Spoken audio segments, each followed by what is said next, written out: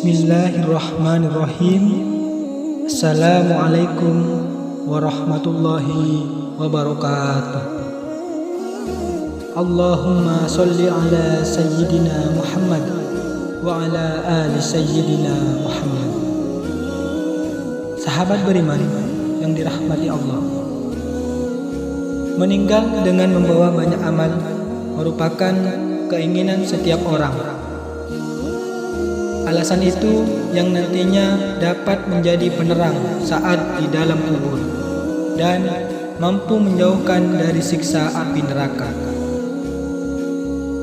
Rasulullah SAW menganjurkan kepada umatnya untuk berlindung dari siksa kubur. Bahkan Nabi Muhammad SAW tidak pernah lepas berdoa setelah sholatnya, memohon dijauhkan dari siksa kubur tersebut. Dari Ibnu Umar radhiyallahu an yang mengatakan bahwa Rasulullah SAW pernah bersabda, sesungguhnya seseorang di antara kalian apabila mati ditampakkan kepadanya setiap pagi dan petang kedudukannya.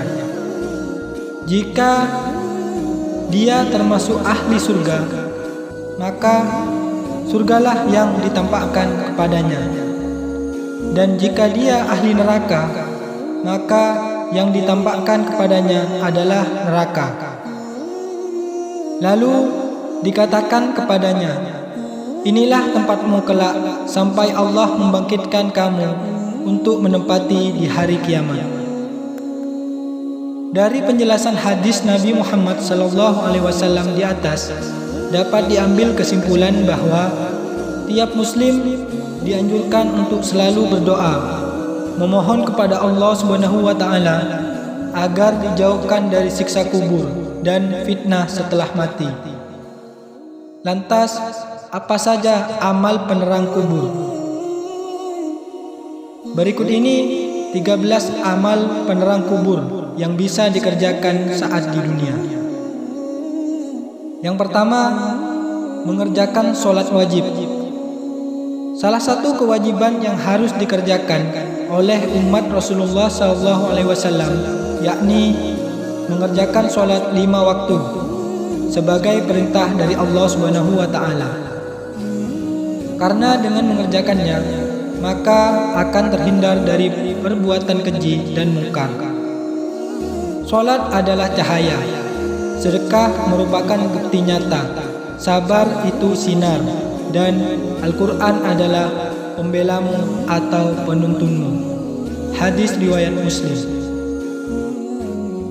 Yang kedua, perbanyak sedekah.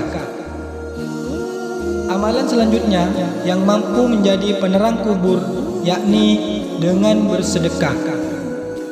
Memberikan sebagian harta yang kita miliki kepada orang-orang yang membutuhkan merupakan bentuk rasa sosial dan peduli kepada sesama makhluk. Memperbanyak sedekah juga merupakan amalan yang pahalanya terus mengalir walaupun orang tersebut sudah meninggal. Dalam hadis riwayat At-Tabrani diterangkan, sedekah akan memadamkan api siksaan di dalam kubur. Jika anak cucu Adam mati, maka semua amal perbuatannya terputus kecuali 3 hal: sedekah jariah, ilmu yang bermanfaat, dan anak soleh yang mendoakan orang tuanya. Hadis riwayat Muslim. Kemudian yang ketiga, doa anak soleh. Salah satu penyebab penerang kubur seorang muslim ini yakni doa dari anak yang soleh. Rasulullah SAW bersabda, jika anak cucu Adam mati, maka semua amal perbuatannya terputus kecuali 3 hal: sedekah jariah, ilmu yang bermanfaat, dan anak soleh yang mendoakan orang tuanya. Hadis riwayat Muslim. Yang keempat, membaca Al-Quran agar mendapat syafaat. Rasulullah Shallallahu Alaihi Wasallam bersabda, "Bacalah Al-Quran, karena sesungguhnya di hari kiamat nanti ia akan menjadi syafaat kepada orang-orang yang mengikutinya." Hadis riwayat Muslim. Yang kelima, doa selamat di alam kubur dibaca di saat tahiyat akhir, yang artinya, "Ya Allah, aku berlindung kepada Engkau dari azab siksa kubur dan dari siksa neraka dan fitnah kehidupan, fitnah setelah kematian, dan fitnah dari Al-Masih Ad-Dajjal." Yang keenam, membaca surah Al-Mulk. Dalam sebuah hadis, salah satu pencegah dan penyelamat seseorang dari siksa kubur ialah dengan memperbanyak membaca surah Al-Mulk semasa hidupnya.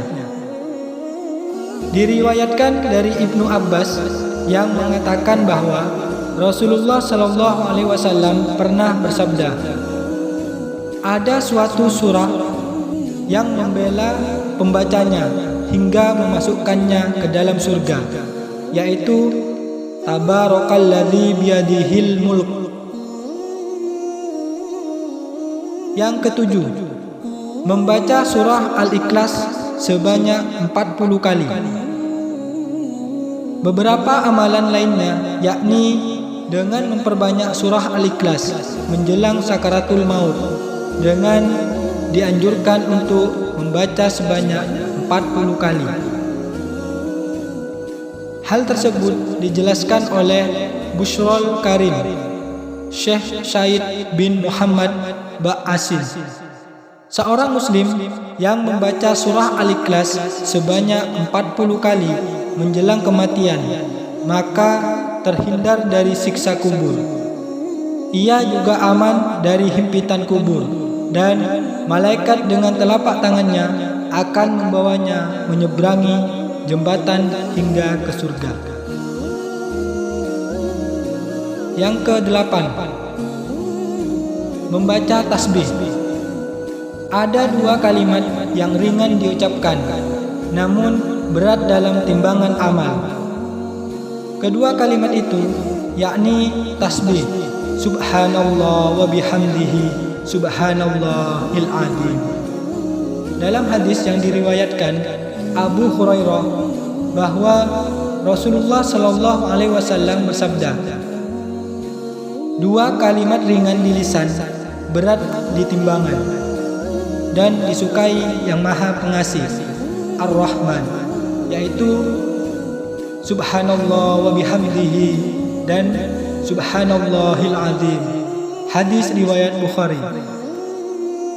Dengan memperbanyak bacaan tasbih, artinya kecintaan kepada Tuhan semakin dekat dan kasih sayangnya. Hal tersebut yang mampu mendapatkan penerang di alam kubur kelak. Yang kesembilan, melaksanakan haji dan umrah. Amalan lain yang mampu menjadi penerang ketika di dalam kubur, yakni adalah melaksanakan ibadah haji ataupun umrah. Hal tersebut telah disebutkan pada hadis yang diterangkan oleh Ibnu Katsir Al-Qurtubi, yang dikomentari oleh Ibnu Taimiyah, bahwa salah satu penyebab terangnya alam kubur seseorang yakni dengan melaksanakan ibadah haji ataupun umrah. Dalil tersebut sudah menguatkan kesahihannya. Yang ke-10, doa sapu jagat, kebaikan dunia dan akhirat.